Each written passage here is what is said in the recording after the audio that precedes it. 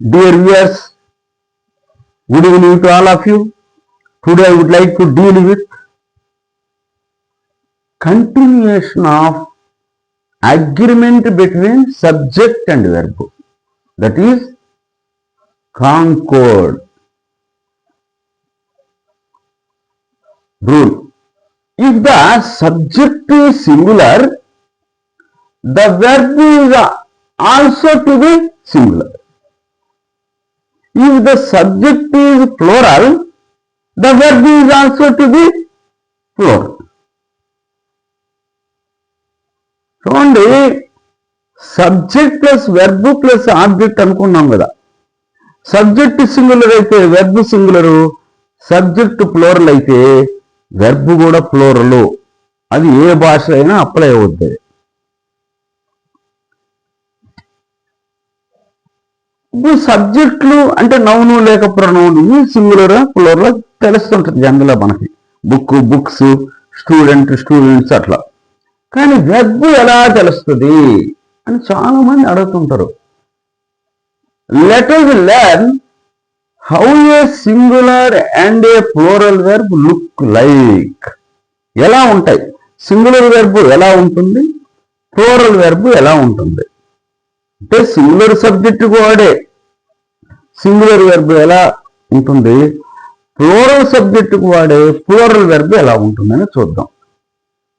చూడండి, if s or es or ies is added to V1 అంటే base verb, it becomes singular.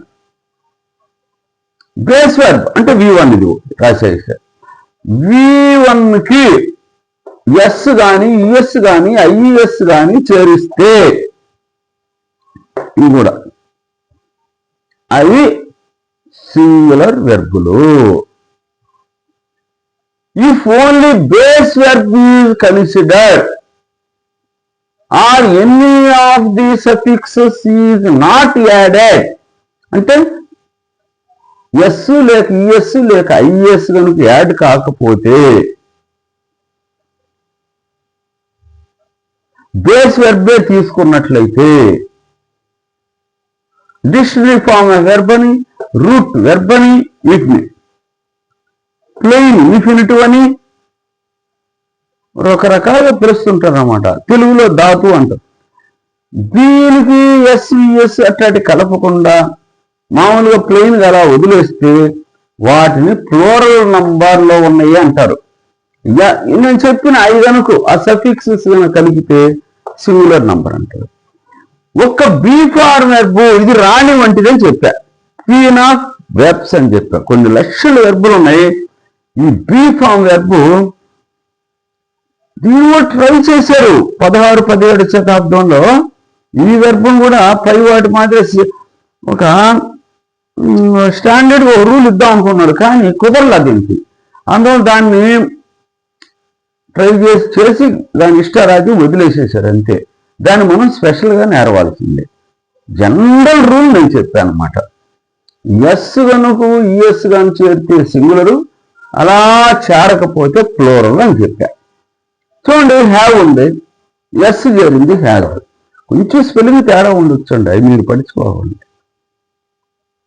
Why వచ్చింది అనుకోండి, దాని ముందు కాన్సెంట్ ఉందండి, వై పోయి ఐఎస్ అవుతుంది. టూ కదా ఓ కదా వచ్చిందా కాన్సెంట్ యుఎస్. సింపుల్గా ఎస్ కానీ ఈఎస్ కానీ ఐఎస్ కానీ ఎస్ కానీ వస్తే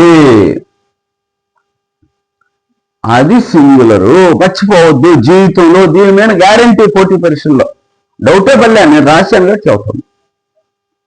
ఇవన్నీ ఈదుకుంటాను వచ్చాం. ఇక్కడ బీ ఫార్మ్ వెర్బ్ అని రాశారు. బీ ఫార్మ్ వెర్బ్ దగ్గర జాగ్రత్తగా ఉండండి.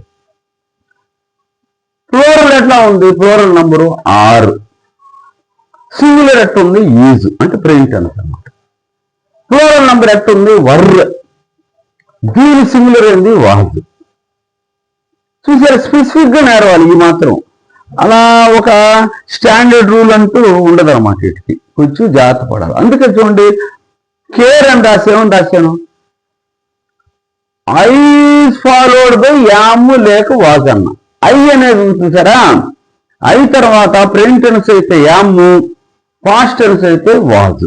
ఇది బీ ఫార్మ్ వెర్బ్ వాడాలనుకుంటే. తర్వాత చూద్దాం ఎగ్జాంపుల్. బీ ఫార్మ్ వెర్బులు ఏమున్నాయి? 8 ఉన్నాయి. ఆ 8 5 తీసుకున్నా. ఇది టెన్స్ ఉండే వెర్బులు. యాము, ఈజు, ఆరు, వాజు, వర్రు, ఫైనైట్ వెర్బ్స్ అంటారు. వీటి గురించే మాట్లాడుతున్నా. ఈ యామ్ దేనికి? ఐకి మాత్రమే, ఇంకెక్కడ వాడకూడదు ప్రెజెంట్ టెన్స్ లో. ఈ వాజ్ ఏంది? ఎవరికి థర్డ్ పర్సన్ సింగులర్ కానీ ఐకి కానీ వాడుకోవచ్చు. యూకి ఎట్టయినా అది వాడకూడదు. ఓకేనా? ఇది స్పెసిఫిక్గా మనం కొన్ని ప్రాక్టీస్ చేద్దాం, తెలుస్తుంది మనకి. గుర్తుపెట్టుకోండి. ఓకేనా? వీటి గురించి నేను మాట్లాడు. ఇప్పుడు ఏం చెబుతున్నానంటే, ఈ ప్లూరల్ నౌన్ ఎక్కడ, ప్లూరల్ వెర్బ్ ఎలా వాడాలా, సింగులర్ వెర్బ్ ఎక్కడ వాడాలి. నోట్ 2 చూడండి. Plural verb is used for, ఈ ప్లూరల్ వెర్బ్ ఉందే బాగా గుర్తుపెట్టుకోండి. ఈ ప్లూరల్ వెర్బ్ చూసారంటే ఎస్ లేని అంటే ప్లెయిన్ అనమాట. ఈ బేస్ వెర్బులు ఎక్కడ వాడతారు? ఫర్ ఐ కానీ, we, you, they, these, those, customers అంటే ప్లూరల్ నౌన్, సిటీస్ ఎట్సెట్రా వాటికి వాడతారు. అంటే ప్లూరల్ యూ ఎట్టయినా ప్లూరలే, సింగులర్కి అప్లై చేయి, ప్లూరల్కి అప్లై చేయి, యూ ఎట్టయినా ప్లూరలే, అందులో డౌట్లే. దీని గురించి ఈ ప్లూరలే. అయ్యండి సింగులర్ కదా, అయితే ఏంటి ఈ సమస్య తీసుకొచ్చావు అంటావు మీరు, అనొచ్చు మీరు నన్ను. కానీ గ్రామేరియన్స్ ఏం చేశారంటే అయ్యని కొంచెం స్పెషల్గా ట్రీట్ చేశారు. ఈ other verbs be form verb కాకుండా మిగిలిన వాటన్నిటికి కూడా కొంచెం జాగ్రత్త పడ్డాం, కొంచెం స్పెసిఫిక్గా దానికి రూల్ పెట్టారు. అయ్యను కూడా ఊయి మాదిరే అదర్ వెర్బ్స్ విషయంలో ట్రీట్ చేయండి, ఎస్ ఫామ్ వద్దు దానికి అన్నాడు. ప్లూరల్ వాటి మాదిరి చూడండి దాన్ని కూడా అన్నారు. సరే, నోట్ 3 వచ్చా. సింగులర్ వెర్బ్ ఫామ్ ఇది ఎక్కడ వాడాలా చూడండి. ఈజ్ యూజ్డ్ ఫర్ హీ అంటే third person singular, he, she, it, this, that. Adrita, Rishi, a book, a doctor, a city etcetera అంటే సింగులర్ గా ఉండాలా. సింగులర్ గా ఉండే ఏ నౌన్ అయినా, he, she, it, this, that pronouns singular గా ఉంటే వాటికి అంటే థర్డ్ పర్సన్ లో ఉన్నాయన్ని, ఫస్ట్ పర్సన్ కాదు, ఫస్ట్ పర్సన్ పోయి ఇక్కడ చేరుకుంది కదా, అయ్యి పోయి అక్కడ చేరుకున్నాయి. థర్డ్ పర్సన్ లో ఉండి సింగులర్ మాత్రం తీసుకోమన్నాడు. థర్డ్ పర్సన్ ప్లూరల్ ఏమైంది, అది పైన చేరింది. He, she, it, this, that ఇట్లా ఆల్ సింగులర్ నౌన్స్ అవి సింగులరే తీసుకుంటాడు. షీ టేక్స్ కాఫీ అనాలి కానీ షీ టేక్ కాఫీ అనకూడదు. పరీక్షలు అడుగుతున్నాడు. ఎగ్జాంపుల్, షీ ఏంది, ఎక్కడుంది షీ, ఎక్కడ కదా, సింగులర్ కదా, థర్డ్ పర్సన్ సింగులర్. 3వ రూల్, షీ టేక్స్ కాఫీ అనాలి. They take coffee, they do the work, she does the work, he does the work. The baby cries, babies cry. Plural అయితే ఇది వాడాలా, సింగులర్ అయితే ఇది వాడాలి. has, she has a car, he has a car, they have a car. ప్లూరల్కి have.